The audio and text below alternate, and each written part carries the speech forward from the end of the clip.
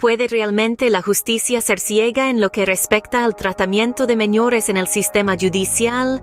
Quizás el caso de Junius Stinney Jr, un chico de 14 años ejecutado en Estados Unidos en el siglo XX, pueda arrojar algo de luz sobre esta cuestión. Nacido el 21 de octubre de 1929, George Stinney Jr vivió una vida corta, truncada abruptamente por las ruedas de la justicia. Su historia comienza el 24 de marzo de 1944, en el Condado de Clarendon, Carolina del Sur. On this day, tragedy struck as two young girls, June Binnicker, 11 years old, and Mary Emma Thames, just 8 years old, were found murdered. The following day, George Stinney Jr was arrested and charged with first-degree murder. A mere month later, on April 24th, the trial commenced in the Clarendon County Court.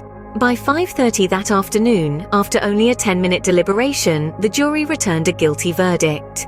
South Carolina law at the time treated anyone 14 years or older as an adult, so George was sentenced to death by electric chair. The execution took place at the South Carolina State Penitentiary in Columbia on the morning of June 16, 1944, less than 3 months after the crime was committed.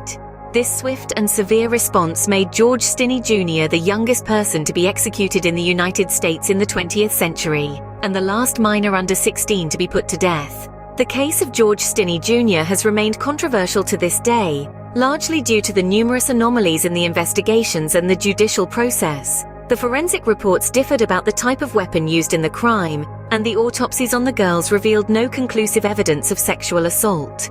In 1988, the case inspired David Stout's novel, Carolina Skeletons, and a film adaptation followed in 1991.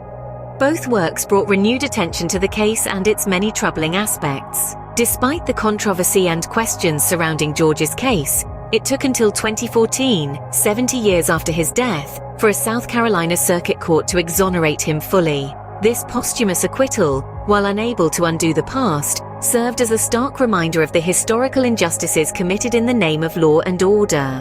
The case of George Stinney Jr holds significant historical value. It underscores the critical need for a fair and impartial justice system, especially in the treatment of minors. It's a chilling tale of a time when the scales of justice were heavily imbalanced, a stark reminder of the need for continual vigilance and reform in our pursuit of justice.